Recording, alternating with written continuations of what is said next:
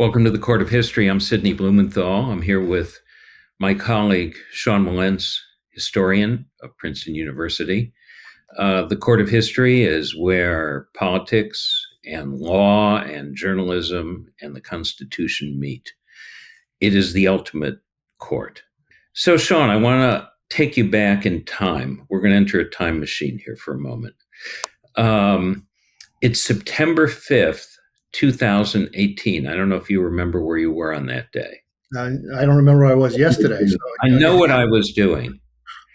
I woke up, I went to my front porch, and I got my physical copy of the New York Times to have with my. I think I know where you're going with this. Yes.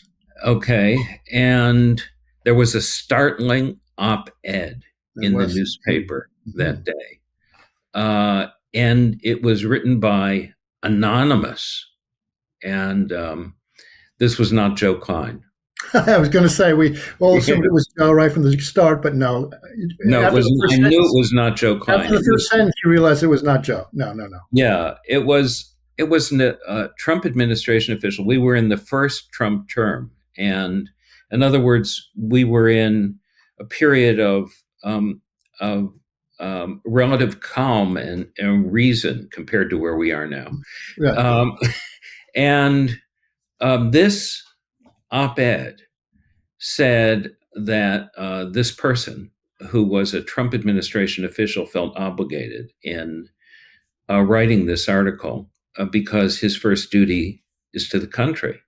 Mm-hmm. And he pointed out there are many Trump appointees who felt like he did, and that Trump had, by his account and their accounts and their experience, many misguided impulses, and that the root of the problem is the president's amorality. Anyone who works for him knows he is not moored to any discernible first principles that guide his decision-making. And it went on and said, meetings with him veer off topic and off the rails. He engages in repetitive rants, and his impulsiveness results in half-baked, ill-informed, and occasionally reckless decisions that have to be walked back.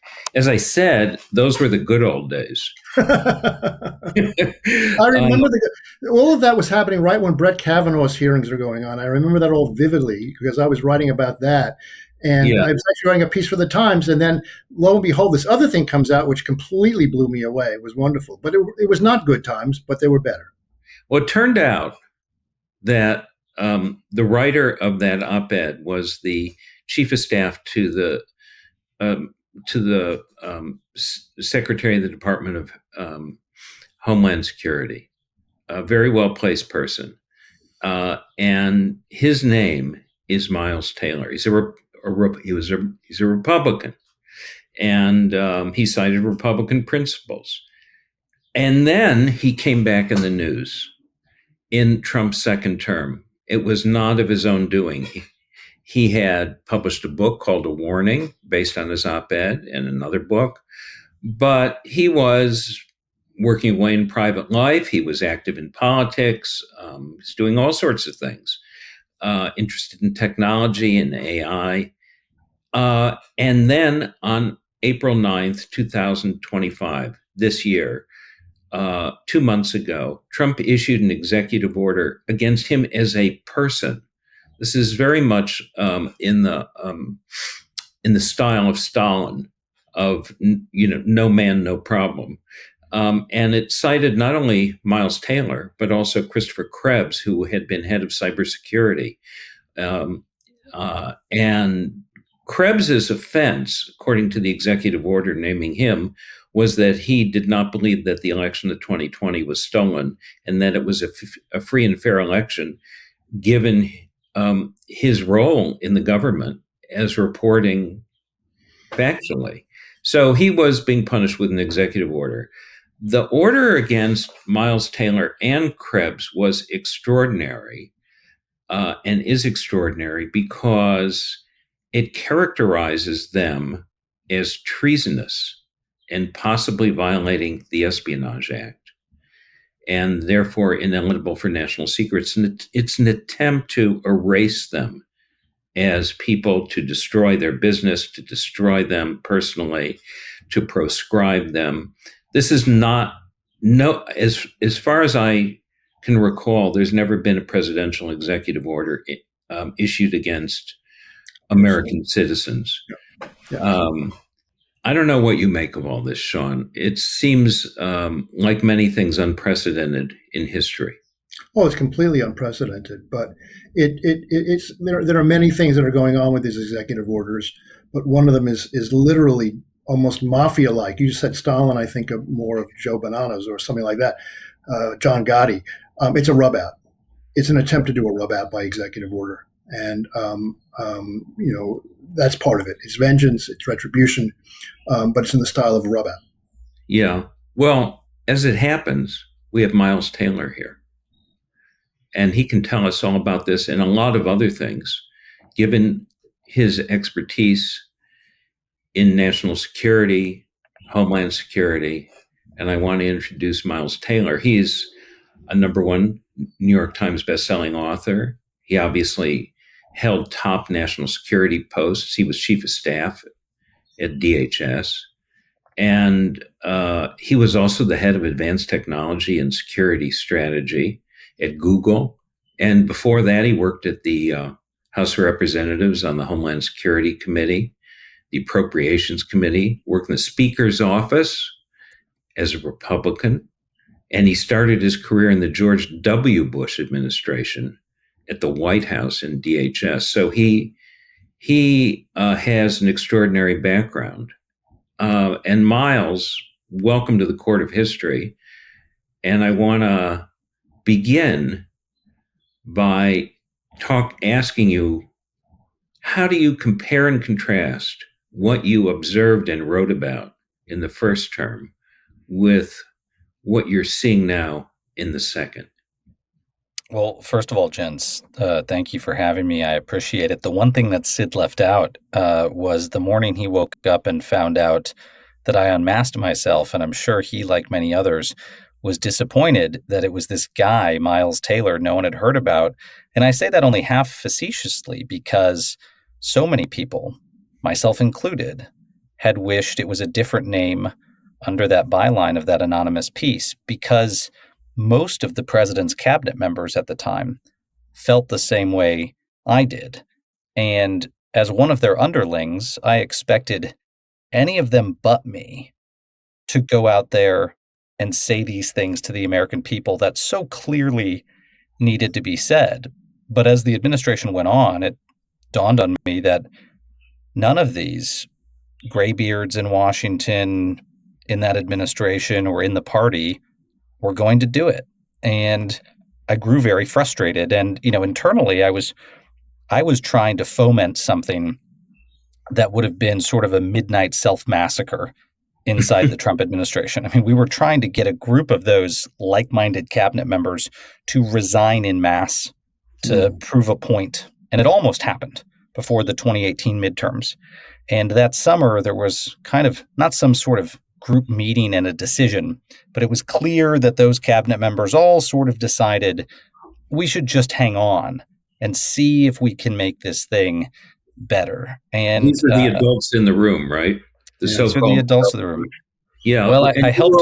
You were aware of their feelings about Trump. For sure. Was in a number of conversations with these folks about how to keep the administration and the country from going off the rails.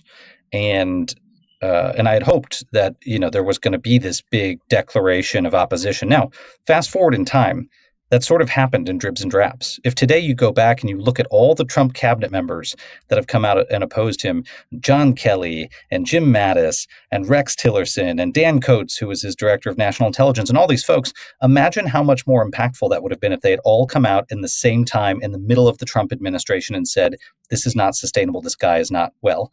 And that didn't happen. And unfortunately, they all took their own time. And I'm glad that a lot of them did come forward, but that frustration in part caused me to go write the opinion piece. But when I unmasked myself again, like I said, a lot of folks had hoped, it was them. A lot of folks had hoped Mike Pence was on the byline, but he wasn't. Now, you asked a question, Sid, about the difference between This second Trump administration. Yeah. And the first one, and I think that's the answer to the question, is those people, leaders of conscience, seasoned national security leaders who had believed in this axis of adults thesis, are no longer there. And a lot of the decisions that at the time we had told the president were at best unethical and at worst unconstitutional are now getting implemented. I mean, a lot of these, for instance, the deployments of the military in California, this is something regularly Trump wanted to do when in the first term, and would personally tell us he wanted to go deploy troops or invoke the Insurrection Act. And repeatedly, we talked the president out of it, and often because we didn't feel like the way he wanted to do it was lawful, including the ways he wanted to deploy the Insurrection Act. You can love or hate people who served in the first Trump administration, but this second administration is proof that there were a lot of decisions that were prevented by that so-called axis of adults that now are no longer being stopped. And so I think that is singularly the biggest difference is Trump is no longer surrounded by some people of conscience. The Oval Office has become an echo chamber, and that echo is quite authoritarian in its acoustics. Are you in touch with people on the inside now? And do you have a feeling of what they're thinking and whether any of them feel the way that the group of officials in the first term who wanted to stop Trump feel now? Are they appalled? Are they upset? Are they scared? Are they intimidated? What's the feeling that you get? Well, I hesitate to be too specific because they've already intentionally fired people from the executive branch who are known associates of mine just because they know me. So just a few weeks ago, they fired a senior trade official because the White House found a photograph of him at my wedding. And then they went further and humiliated him by putting that story in the Washington Post. Guy who was at Anonymous's wedding, kicked out of the administration. So they're doing that. But, look, if I was sitting with Donald Trump right now, I would say, I have friends in your White House. And some of them are, laying very, very low, but share some of the same concerns that I had during the first Trump administration, that the man is still the same man, but worse and emboldened, still deeply impulsive, but impulsive without checks and balances around him. And I don't just mean institutional. I mean, the people around him aren't trying to talk him out of doing bad things. If anything, they are demonstrating fealty at every turn to the leader. And that's resulting in a lot of bad decisions getting made. Now, most of the folks I know are on, of course, the national security side of the house. And, some of them still think that they can keep their hand on the wheel. And I would prefer some of those people in the posts I'm thinking about than others who might replace them. But I think people of conscience in this administration know that they are an endangered species. I just want to know, though, about the ideological character of all of this. I mean, it's one thing to be, trying to be the adult in the room. My sense is that there are not only no longer any adults, but there are lots of people there who actually have their own agenda, which is very, very powerful, very much aligned with the president's, and that's driving it as well. You say what you want about the current, head of Homeland Security, whatever you might think of her, but there are others around that White House that are much more dangerous, much more ideologically driven, much more authoritarian in their instincts than anybody that was there, or most of the people that were there. Well, Stephen Miller was there in the first term, but now he's really in charge. But he has much more power, and he's much more, and there are more people like him. Put it that way. What do you hear about what people think on the inside about Miller's power? It's almost absolute. He would never say that. Stephen is very, very careful to always be entirely deferential to the president. But I can tell you, I remember when Stephen convinced the president at one point, I think it was 2018, he was growing really, really frustrated with basically the slow walking that was happening over at the Department of Homeland Security when it came to some of the president's more outlandish ideas. He wanted to do a lot of things that just our lawyers knew would so clearly break the law. And, not only did we not want that for the country, but people like me didn't want to go to prison because of it, right? He had really dangerous notions, and Stephen was growing frustrated, and he convinced the president effectively at the time to put him in charge of a broader homeland security policy for the administration. It wasn't some public announcement, but he'd gone to the president and said, look, I'm tired of this, basically give me the authority to make some of these decisions over at DHS and essentially override the department.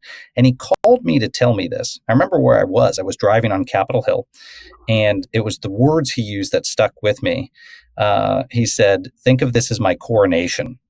That's what he called it. He called it his coronation, that he'd gotten the president to empower him to take on these new duties. And not since Prince emerged in Minneapolis as their prince like this. That's There's right. a lot of royalist thinking, it seems to me, automatic royalist thinking in those. There is, though, and that was, I think, the most revealing thing that I ever heard come out of his mouth. And Stephen you really rarely get these unguarded moments with them. He's extremely guarded, and that was sort of an unguarded moment from him, but I think illustrative of not just where his head is at, but also how this administration, like you said, thinks of governance is not in terms of democracy and checks and balances, but how can you consolidate total rule? And so Stephen certainly has that inside this administration. He's got much more authority than he had before, and you are seeing what that looks like if left unchecked.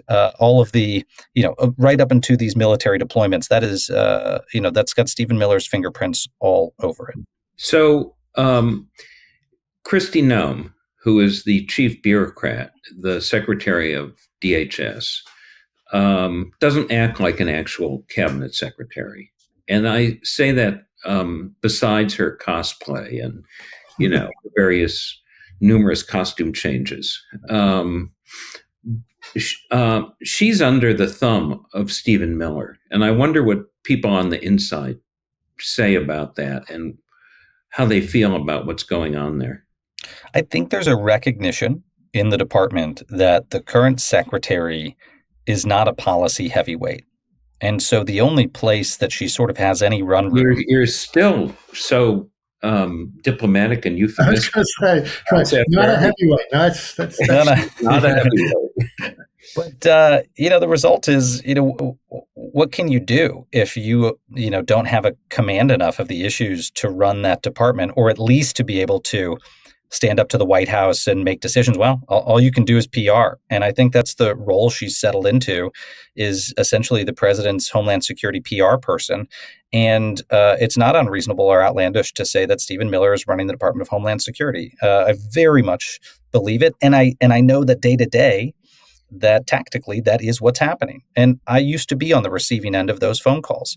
Stephen would call you 20 times a day, without exaggeration, if that's what he needed to do, to say, do this, do that, sign this order, draft this order, spin up this policy coordination committee. He would micromanage the department. And I suspect he's doing that with a lot less resistance in this administration. But that started very early on. I can remember John Kelly coming in during one of the first weeks into a morning staff meeting. There was like a group of 6 of us, that met every morning with him and started the day and outlined, the full day and what was to come. And one of those mornings he came in hot as a hornet and he banged his fist on the table. He said, listen, if you get a phone call from this White House, whether it's Stephen Miller or someone else, and they direct you to do something, tell them to pound sand and call me. He said, I'm the one that the Senate confirmed, the president appointed and the Senate confirmed to run this department, and decisions will come through me. And, don't take those phone calls. But I don't think that that's happening anymore. I think the phone calls are coming in all across DHS. And it's kind of like what the rumor used to be about Dick Cheney, which was part true. It was a little bit exaggerated, but Cheney was very effective because he would reach down into the bureaucracy, into these offices that a lot of high-level policymakers weren't familiar with, to pull the levers, to get things to happen, because he was smart, he was savvy, he'd been in Washington for decades, he knew how to get those things done. Stephen is very similar and, a little bit more focused just on DHS, but he'll call in all the way down to a GS-12, right? A sort of a mid-level government bureaucrat appointee and direct them to do something. And, that's the only call they've ever gotten from the White House directly. And they're not going to say no to Stephen Miller, the president's right-hand man. And so things just happen. And so, this White House is very, very actively micromanaging DHS. Why is that bad for the American people? Because you lose all of those checks in the process of people who know better, people who have experience, lawyers, and all of a sudden things you never thought would come to fruition are announced on CNN. But even beyond the DHS, I mean, remember, Sid, you wrote about this during the Signal Gate episode, where they were talking about basically deployment of American troops. Pete Hegseth is on the call, and it turns out someone else is on the call as well. But nevertheless, the final decision that was being made seemed to be being made by Stephen Miller. I mean, he seemed to be acting president on foreign policy now, and quite apart from DHS. I mean, does his power, from the people that you speak to, of what you know about it, does his power extend beyond that? Is he in effect something of a co-president? It might be a bridge too far, and Stephen would never promote that notion. He knows all of his authority is derived from the president, and again, I think he's probably the only person. I mean this genuinely. The only person I ever engaged with at the White House that never showed daylight with the president. There was never a private meeting where Stephen said, "This fucking guy has no idea what he's doing." But almost everyone else I engaged with, the biggest names to the no names, would have that conversation in private. Total frustration with the president, recognition of who he really was. But Stephen in private wouldn't even show you that he thought the president was what everyone knows him to be. That said, he exerts enormous authority because he can toggle from being, policy mastermind into mega MAGA mouthpiece. And Trump loves that. He's the translation layer that Trump needs. And Trump does need a translation layer because he's in this very foreign space still inside government that's got all of these acronyms and things he doesn't understand and laws and policies and regulations. Yeah. But he wants very simplistic things done, whether they're lawful or not. And he needs someone that is able to toggle between comms guy and policy guy to be that translation layer. And Stephen fits that mold perfectly. And people on the inside still relate information to you about the dynamics in there. Yes, and it's a very, very different administration than it was then. I mean, there are far fewer people willing to stand up internally, and a great deal of fear. This is a much more buttoned up administration because, as a lot of folks like me warned, it's mostly loyalists. And those loyalists, while they swore an oath to the Constitution on their first day, most are operating in a manner in which the guy at the top is who they swore the oath to. And that has, very insidious effects on the execution of public policy. But it also means that internally there's a very low degree of social trust. In other words, folks in this administration don't think they can go to cocktail hour with someone and complain about the president without fear of not only being fired, but having their life completely upended, because they've seen what's happened to ex-officials like me, that the president with a stroke of a pen can order a federal investigation into you and upend your life completely. I mean, maybe that's the point of what you're doing. And what he did, in fact, was to tell everybody there now, see what happens? You're a warning signal. And he sent officials out to say that. There were White House officials in the wake of the executive order against me who said, their words, not mine, this is meant to send a message. They were very blunt about that. And I think that message has been received. People are very fearful. And I will say, while I still have folks I talk to in the administration very discreetly, that there are a number of folks who, after that order, went completely dark. I mean, longtime friends that I've known for a very long time who, stopped talking to me on iMessage, stopped talking to me on Signal, because they were way too worried. And they have reason to be. Like I said, they're ferreting people out in the administration, who've simply associated with me socially in the past. That's the level of sort of Stalin-esque, Stasi-esque behavior happening inside this second administration. It's really interesting. On the streets of LA and other American cities, you've got these ICE agents running around masks in vans, grabbing people without warrants and so on orders of Stephen Miller. And so it's at the street level. And yet all the way up into the West Wing. It's not the TV series. It's the opposite. It's really like Sergei Eisenstein's Ivan the Terrible. It's the atmosphere is one of fear and intimidation, just like it is in the streets. And you hear about it. It's a court society operating on paranoia. It is. And, if we're thinking about this in terms of the court of history, I mean, Sid, you kicked off the program by saying this is where politics and law and the Constitution meet. Well, imagine that only one of those shows up at the party and it's just politics and the other two aren't there. It's a very, very different party without the Constitution and without law. And I think that's what this is looking like now. I mean, those attendees are no longer here when decisions are being made. Decisions are being made purely on the nature of politics, and more specifically than that, one man's personal politics. And that, of course, is something that we saw in the first term with regularity, as the president wanted to make decisions all the time that personally benefited him and which flew in the face of the public interest. Let me give you an example. Often this would happen on disaster aid. There would be a state or a locality led by a mayor or a governor that the president hated, and they got hit by a hurricane or tornadoes or wildfires. And when we were on the cusp of dispersing aid to people whose homes were in the rubble, the president would say, "I want you to hold back the money." We'd say, "Mr. President, I mean, we can't do that. I mean, our obligation is, if we've declared a disaster area there, we've got to disperse the funds." But he would want to stop the flow of money so he could get leverage over that person, whether it was at the time Jerry Brown in California or the mayor of San Juan, Puerto Rico.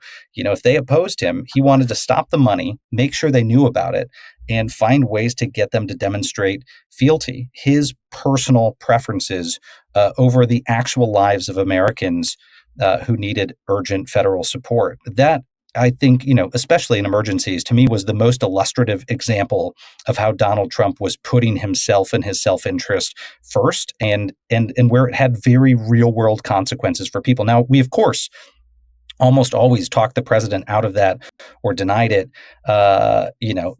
turned it back around.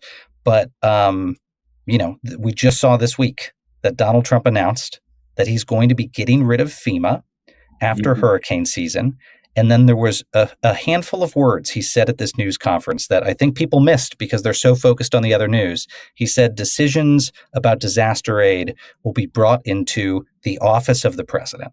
In other words, that thing that we stopped time and time again in the first term of the president personally deciding who gets aid and who doesn't in America, he's now just telegraphed to the whole country, I will be making the decision. If there's a hurricane or a wildfire, your government won't just respond. First, Donald Trump needs to decide, do you deserve it? That's very, very scary, and it's gotten almost no coverage.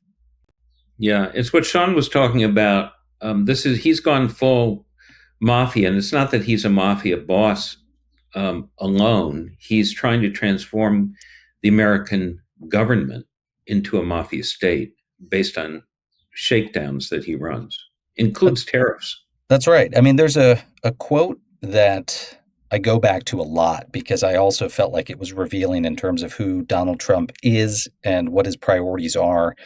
We were sitting in the Oval Office one afternoon for a meeting with the president on a particular national security issue, and he came in and, sort of apropos of nothing, he told the small group of us on the couches about a lesson he had learned in his life and business. And he said, I learned in business that if you threaten to sue somebody, they just wave their hand and say, psh, and they ignore you. But whether you have a case or not, and you sue them, they'll settle with you. And his point was that if you want leverage over someone and to get them to do something for you, you need to actually have something you hold over their head. And so even if you don't have proof of wrongdoing or something that they want, if you create that leverage out of nowhere, you sue them, you put them in the prospect of a legal fight, then they'll do things that you want to.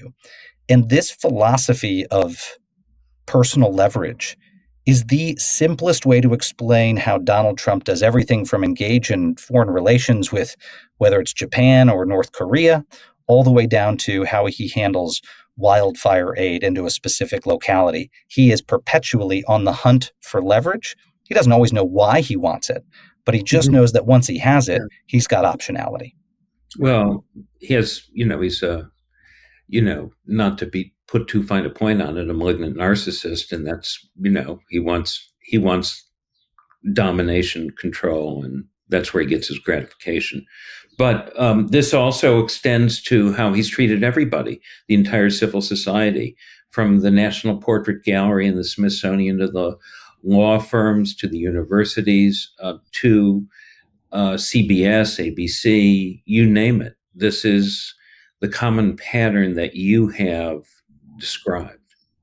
Well, and you look no further than the Department of Justice to see how warped this becomes when the department turns into one man's personal law firm instead of pursuing genuine national security issues. And I'll selfishly point to my case. I mean, Donald Trump has claimed that because I spoke out against him, I have committed espionage and I'm a national security threat to the United States.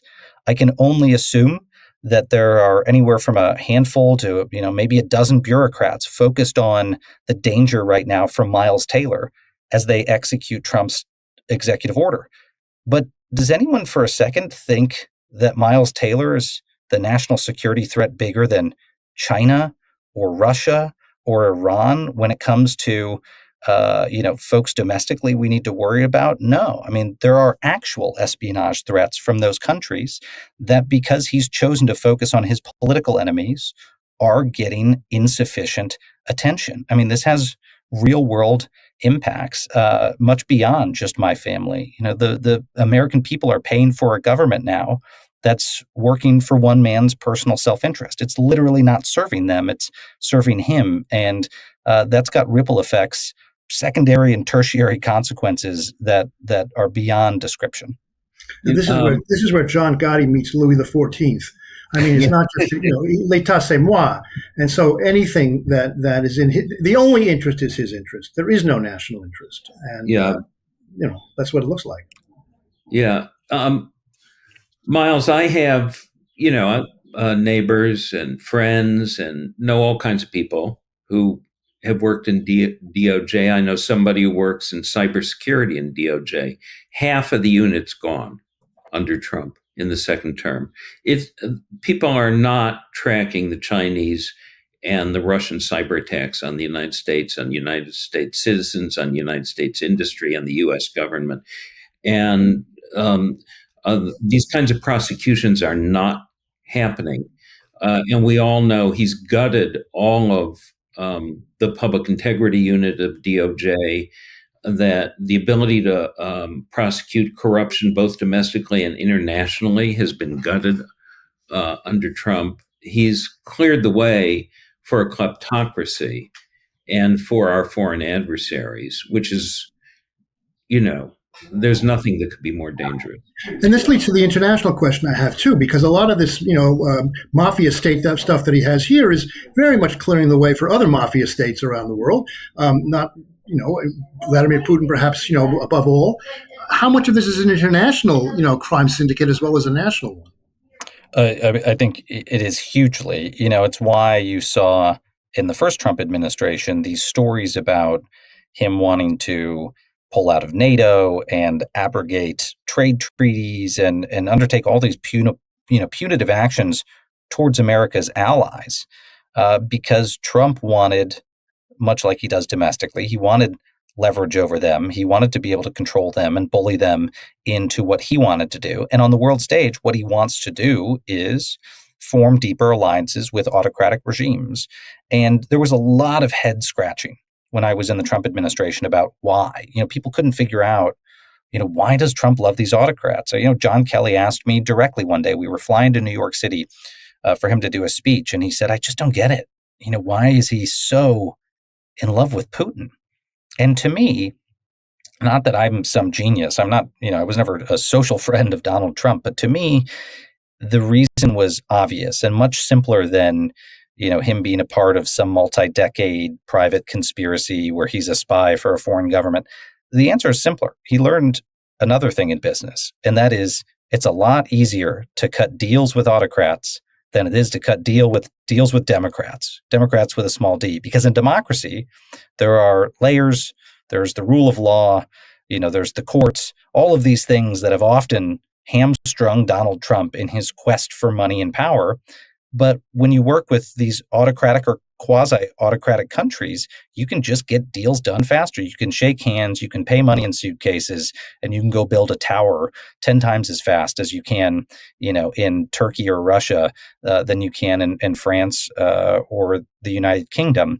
And I think that's why he's had cozy relationships with these autocrats. It's why he wants to cut the all-time sweeping deal with Xi Jinping in China, is because after this is all over, he wants to be closer to those folks because that's where he thinks he's going to see the greatest personal benefit. And you know what? He's probably right. And is that right for America? No, but the deals he's cut throughout the Middle East and in East Asia and beyond have already very, very materially personally benefited him and likely will. I mean, you could maybe make the case we can't rerun history. We can't rerun the court of history, even if we want that time machine that Sid mentioned. And if we could hop into the DeLorean, I suspect we would see that if Trump had not ingratiated himself with these countries, his business empire would be in shambles on the back end of his first term. But of course, after this one in particular, financially, Trump will likely be set for life because of the deals he's done with these countries. Yeah, let me ask you how this Stalin-esque executive order has affected you and your personal life, your business life, your family, and how people have treated you as a result. What's happened? Well, yeah, look, this is one of those things that my wife and I debated a lot about whether to come forward and have this conversation, because when you pull back that personal layer of how these things impact your life, it can just be humiliating, to show folks that something like this actually does have a real effect. And you also worry about sending that signal. You don't want the White House to know that this tactic works. But ultimately, our decision was, it's really important for the public interest for people to understand how dangerous this really is. And the short version is, in the wake of the order, I was forced to leave my job. I'm the sole income earner in my household and was doing consulting work with tech companies. That was no longer viable because, I became a liability to those companies who might also be targeted then by Donald Trump if associated with me. Let me just interrupt and say, you've done nothing wrong. You have committed no wrongdoing, and yet this is happening. Correct. And not only that, I mean, to be even clearer about it, in the president's executive order against me, he sort of inverted the justice system. He started with my conviction, which is that he declared I was likely guilty of espionage and treason, and therefore a crime punishable by death in the United States. Therefore, I should be ostracized.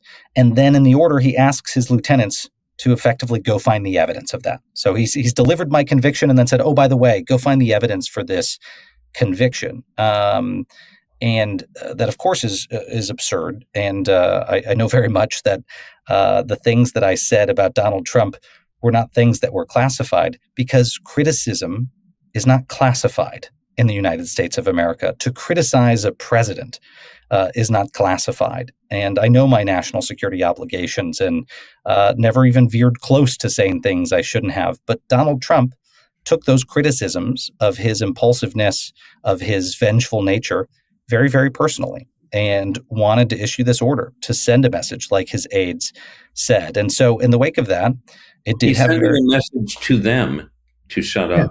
Precisely. But also, his own aides now. You're guilty until proven innocent, except you'll never be proven innocent. Yeah, but it's also to his own aides, even now, people there who you're in touch with, who are intimidated. Well, and he shows them, here's the full scope effect it can have on your life, right. Because, having to leave my job, my wife has stayed home with our baby.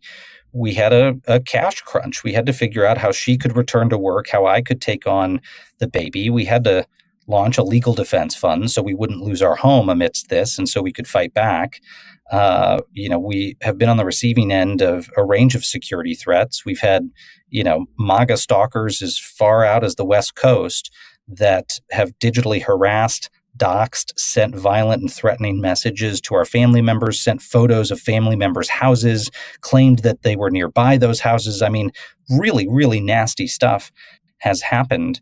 And, it completely consumes your life. And then you add into that, there is a deep, deep social isolation that is happening in the second Trump administration that didn't happen in the first.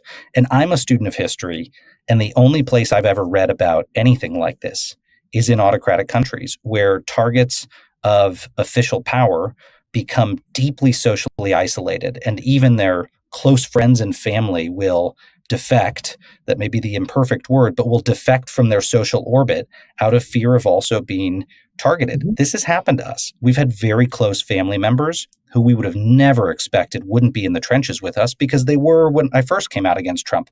But this time we've had some of them say, hey, we need our distance. I had an extremely close friend just the other week who sat down with me and said, look, I've got business interests in the national security community. We're going to have to stay away from you and Hannah for a while to protect those. No one has to play the violin for me about that, but I give those examples to show the impact this can have. But it goes much beyond that. I mean, I'm doing an event in a couple of days here in a major U.S. city, and we had the venue pull out, the caterer pull out, and the moderator pull out over the course of several weeks because each of them was afraid, not because they disagreed with me politically, they were worried that if they did this fundraiser for my legal defense fund, that they would be in the crosshairs of the president. They just came up with this on their own. I mean, they weren't. Nobody called them up and said, "You better get rid of this guy." This is something that's self-reflecting. The caterer, right? Yeah, they're self-censoring. So the caterer for this event we were going to do said, "I so support you in what you're doing. I'm just worried that I'll have employees that are deported if I serve soft drinks at a Miles Taylor legal defense fundraiser." That really, we didn't see anything like that in the first term. The fear of association is extremely high. And again, you only see that in autocratic countries. Someone's like, I can't even serve Diet Coke at that event because my employees might be deported by the president as an act of revenge. And it wouldn't be unreasonable for an everyday listener to hear that and say, yeah, but really would that happen? Well, I mean, we just saw news stories this week that Barron Trump's friend was calling up the Department of Homeland Security to have TikTokers he didn't like deported from the United States. And what did DHS do? They deported the individual. So, I mean, there is real personal retribution happening in this country, and it's having the intended effects. This is Barron Trump's good friend, a buddy? Allegedly, Barron Trump's closest friend called the Department of Homeland Security and tipped them off about... Has this been reported? It was just reported in the past couple of days. And this is one of the largest TikTokers in the world, a guy who has like 150 million plus followers. And he was deported from the US. And Barron's buddy came out and publicly took credit for it, I think in a podcast interview. I look, things like that happen when you're in government. And, Sid, I'm sure you were on the receiving end at points of phone calls where people are like, hey, I want a political favor. You name it. Yeah, and your response is like, okay, do you also want me to go to prison for doing that? I mean, when I was at DHS, all the time we would get phone calls from other cabinet secretaries or members of Congress or celebrities saying, hey, so-and-so and so-and-so has an immigration issue. Can you personally go sort it out? And you're like, look, we created this system to be impartial. No, I can't go do this favor or deport this person. It's not how government's supposed to work. Sid, you never did that. I never did that.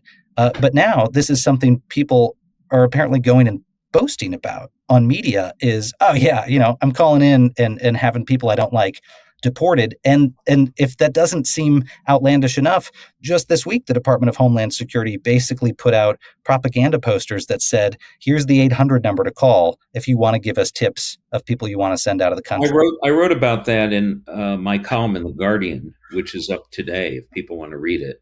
They have an Uncle Sam who's not asking you to join government service or join the U.S. military, but to act as an informer, and that against the so-called enemy within, who happens to be any immigrant you decide, or person who looks different, right, and report them to the government. This is Stasi stuff.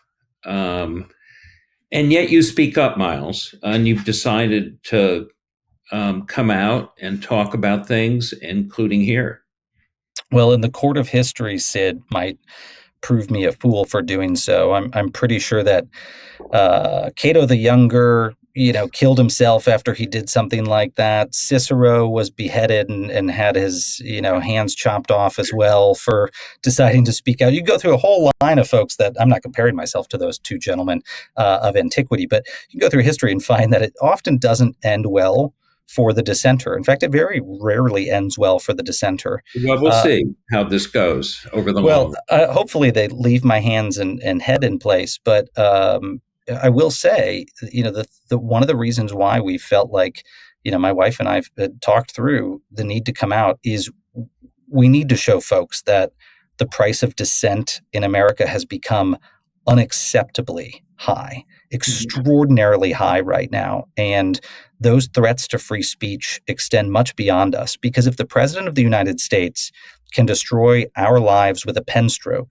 and there's nothing stopping him from doing that, other than, does his hand get tired at the end of the day? He could do 20 a day or 50 a day or 100 or 1,000, but they know that all they need to do is show a handful of us, like me or Chris Krebs, can be decimated by this.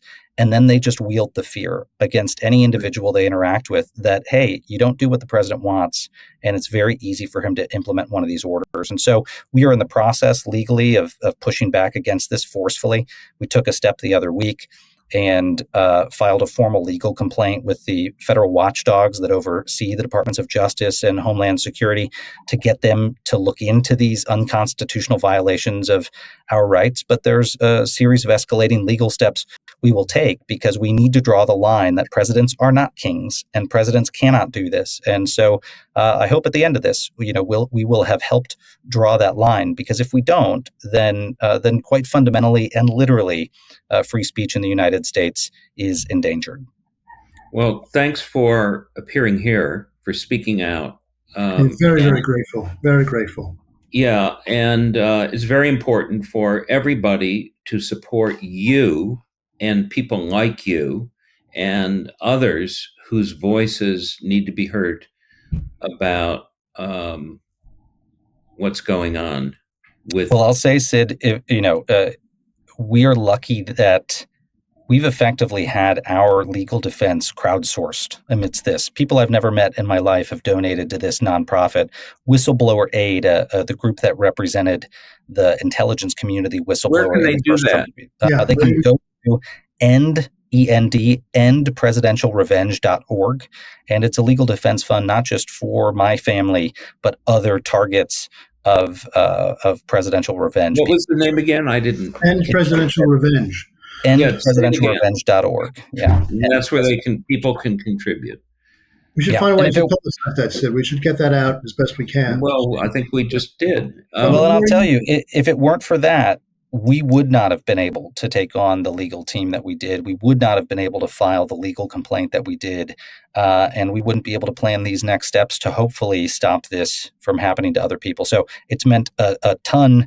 And I suppose out of all of this, it's been one of the bright sides is just we've been, Hannah and I have been so buoyed by the support that we've gotten around the country. So just very grateful for any listeners who can help pitch in. Well, thank you, Miles. And stay safe and keep speaking out. And for the Court of History, the ultimate court, Sean and I thank you. Thank you. Can't get your fill of Legal AF? Me neither. That's why we formed the Legal AF Substack. Every time we mention something in a hot take, whether it's a court filing or a oral argument, come over to the Substack. You'll find the court filing and the oral argument there, including a daily roundup that I do called, wait for it, Morning AF. What else? All the other contributors from Legal AF are there as well. We got some new reporting. We got interviews. We got ad-free versions of the podcast and hot takes. Where? Legal AF on Substack. Come over now to free subscribe.